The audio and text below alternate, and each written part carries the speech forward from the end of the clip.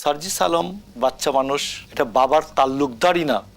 বাংলাদেশে কে কি বলবে এটা আপনি নির্ধারণ করে দেবেন। আমার বঙ্গবন্ধু শিখিয়েছে বলে মুখ দিয়ে ফেনা বের করে আর কয়েকদিন পরে এসে বলবেন হাসিনাকে ফাঁসির রশিতে না ঝুলানো পর্যন্ত আমি কেউ যেন নির্বাচনের কথা না বলে।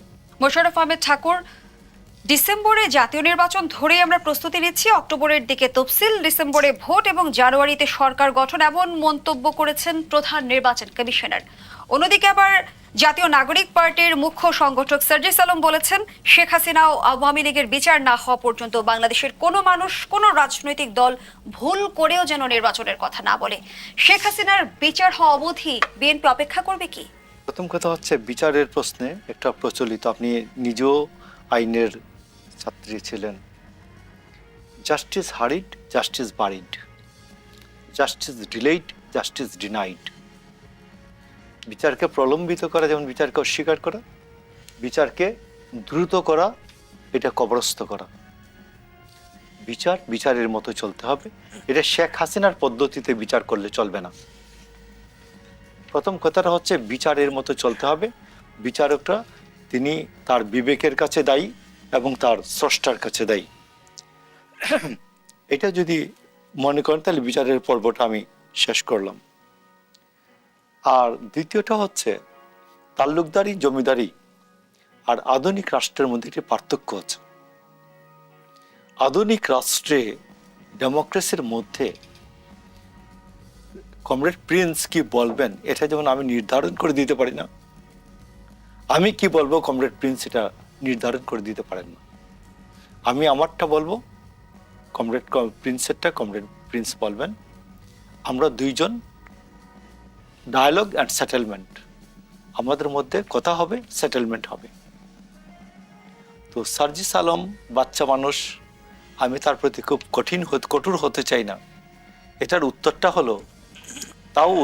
হলো একবারে কমপক্ষে এটা বাবার তাল্লুকদারই না, বাংলাদেশে কে কি বলবে এটা আপনি নির্ধারণ করে দেবেন।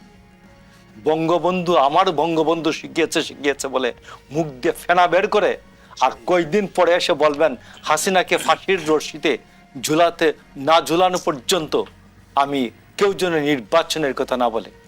আমি বলি হাসিনার ফাঁসি হবে না, যাবজ্জীবন হবে না, মুক্তি পাবেন, এটা কি আমি নির্ধারণ করে দিতে পারি? আমি পারি না। আমি যদি সত্যিকারের গণতন্ত্র এবং বিচার ব্যবস্থায় একটা অবাধ, মুক্ত, স্বাধীন বিচার ব্যবস্থায় বিশ্বাস করি, তো সেইখানে এই বাচ্চারা ফেসিবাদ বলে সারাক্ষণ, বাট নিজেরা যে ফেসিবাদের মতো করে কথা বলে। আমি আপনার মনে আছে কিনা কি বলে যে গণজাগরণের মঞ্চ, এই মঞ্চতে ফাঁসি চাই, আমি সর্বোচ্চ আমি আপনাকে বলি, আমি একজন লিবারেল ডেমোক্রেসিতে বিশ্বাস করা মানুষ এবং আমাদের পার্টির ভারপ্রাপ্ত চেয়ারম্যান তারেক রহমান বলেছেন যে 5 তারিখের পরে আমাদের প্রথম শিক্ষাটা হলো আমরা যেন কোনো অবস্থাতেই কারো প্রতি জুলুম না করি, অন্যায় না করি। প্রথম কথাটাই হচ্ছে আমরা যেন কারো প্রতি কোনো অন্যায় বা জুলুম না করি। এটা যদি এইটুকুন যদি আমরা শিক্ষাটা গ্রহণ করি 5ই আগস্টের থেকে, তাহলে আমার মনে হয় অনেক সমস্যার সমাধান হয়ে যাবে। সেখানে কমিউনিজম হোক, সাম্যবাদ হোক, ডেমোক্রেসি হোক, কল্যাণ রাষ্ট্র হোক, প্রথম কথা হচ্ছে আমি কারোর উপর অন্যায় করব না। আমি আপনাকে বলি যে সারা পৃথিবী জুড়ে এখন যেমন জাতিসংঘ যদি আপনি যদি প্রথমেই যদি বলেন যে ফাঁসি চাই, এই না ফাঁসি চাই, তা জাতিসংঘ আপনাকে এই কার্যে কোনো প্রকার সহায়তা দেবে না। আপনি বলবেন যে you should ensure the justice ensure করো, natural justice, to ensure the natural justice. আমার সংগ্রামটা হচ্ছে to ensure the natural justice, ন্যায় বিচারটা আমি নিশ্চিত করতে চাই। আমার ধর্মে যদি আপনাকে আমি বলতেছি, আমার ধর্মে যদি একেবারে খুব প্রচলিত একটা আয়াত যেটা সবার মুখস্থ আছে, বিশ্বাসী অবিশ্বাসী সবারই মুখস্থ আছে, সেটা হচ্ছে মালিক ইয়াউমিদ্দিন, যে শেষ বিচারের দিনের মালিক। এর অর্থটা হচ্ছে যে তিনি ন্যায় বিচার নিশ্চিত করবেন। শুধুমাত্র যদি কেউ যদি আমরা সবাই আল্লাহর কাছে ক্ষমা চাই, এই জন্য চাই যেন বিচারের মুখোমুখি না হই। বিচারের মুখোমুখি হলে তো আপনি মহাফেসাদে ফেসে যাবেন। তো শেখ হাসিনা শুধুমাত্র ন্যায় বিচারের মুখোমুখি যদি হয়, জাস্টিসের মুখোমুখি হয়, তো সে ১,৫০০ মানুষকে হত্যা করেছে, তার বিচারটা কি হবে? আমি কি বলে দিব ওর ফাঁসি হবে না যাবজ্জীবন হবে? আমি তো বলবো না। আমি বলবো just to assure the natural justice for Sheikh Hasina. তো এই জন্য আমি আপনি বলছি যে এই বাচ্চাদের কথাবার্তার মধ্যে সমস্যা আছে। আরেকটা হচ্ছে আপনি রাজনৈতিক দলগুলিকে অবিশ্বাস করছেন। রাজনৈতিক দলগুলি ক্ষমতায় যাওয়ার পরে আপনি পৃথিবীর সকল কনস্টিটিউশনের একটা মূল ঘটনা আছে। মূল ঘটনাটা হচ্ছে আপনি পরবর্তী পার্লামেন্টকে কখনো আপনি বাধ্যবাধকতার মধ্যে আনতে পারেন না। পরবর্তী পার্লামেন্টের জন্য আপনি দরজা খোলা রাখবেন, অ্যামেন্ডমেন্টের দরজা খোলা রাখতেই হবে তাকে। তো আপনি তার পরবর্তী পার্লামেন্টে হাত পা বেঁধে দিতে পারেন না, যেটা 15th অ্যামেন্ডমেন্টে করছিল, যে হাত পা বেঁধে দেওয়া পরবর্তী পার্লামেন্টের 1/3 কনস্টিটিউশনকেও সংশোধন করতে পারবে না। এটা কনস্টিটিউশনাল আইনের নীতি বহির্ভূত।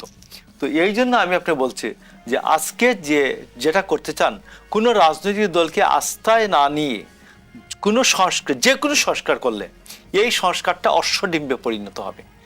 আপনি কি এতটুকুই সংস্কার করবেন যে রাজনৈতিক দলগুলিকে আস্থায় নিয়ে আমি তো মোশাররফ ঠাকুর, সংস্কার বাস্তবায়নের পথে রাজনৈতিক দলগুলোর অনৈক্যই কি মূল বাধা? না, আমি আপনাকে বলি যে রাজনৈতিক দলগুলিকে নিয়ে আপনি কমন যে সংস্কারের বিষয়গুলি আছে, যেগুলি যেমন ধরুন 32 বয়স 32, চাকরির বয়স সীমা হচ্ছে 32, এটা নিয়ে কেউ কি আপত্তি করেছে?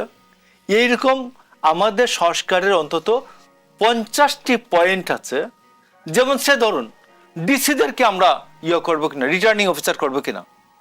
আমাদের অভিজ্ঞতা বলে ডিসিরা রিটার্নিং অফিসার হিসেবে ভালো করে না, কারণ তার পরবর্তীতে তার প্রমোশন আছে, তার ক্যারিয়ার আছে, সে সচিব পর্যন্ত হতে চায়, উপসচিব থেকে। তো ডিসিদের থেকে আমি আপনাকে বলবো যে সংস্কারের বিষয়বস্তু নির্বাচন কমিশনের অফিসারদেরকে আমি রিটার্নিং অফিসার করতে পারি কিনা, নির্বাচন কমিশনের অফিসারদেরকে আমি অ্যাসিস্ট্যান্ট রিটার্নিং অফিসার করতে পারি কিনা, আলোচনা করুন, এক পয়েন্ট সমাধান হয়ে গেল। যে আমার সুষ্ঠু নির্বাচনের পথে বাধা কি কি। আমি সুষ্ঠু নির্বাচনের পথে বাধা আইন শৃঙ্খলা বাহিনীর শিথিলতা, আইন শৃঙ্খলা বাহিনীর অ্যাকশন অ্যান্ড অমিশন। তো আমি বলবো যে আইন শৃঙ্খলা বাহিনীর কোনো সদস্যের প্রতি যদি নির্বাচন কমিশন কোনো সিদ্ধান্ত নেয়, আপনার মনে আছে 140 জন না কতজন গাইবান্ধা উপনির্বাচনে নির্বাচন কমিশন সুপারিশ করেছিল যাদের বিরুদ্ধে ব্যবস্থা সরকার নেয় নাই। বাট আমি বলবো যে নির্বাচন কমিশন এদের বিরুদ্ধে ব্যবস্থা নেবেন, এবং এরা যদি এই ব্যবস্থার বিরুদ্ধে সংক্ষুব্ধ হন, তাহলে হাইকোর্টের নিচে তার কোনো আপিল হবে না, মানে তার সংক্ষুব্ধতার তার প্রতিকার আর কেউ দিতে পারবে না।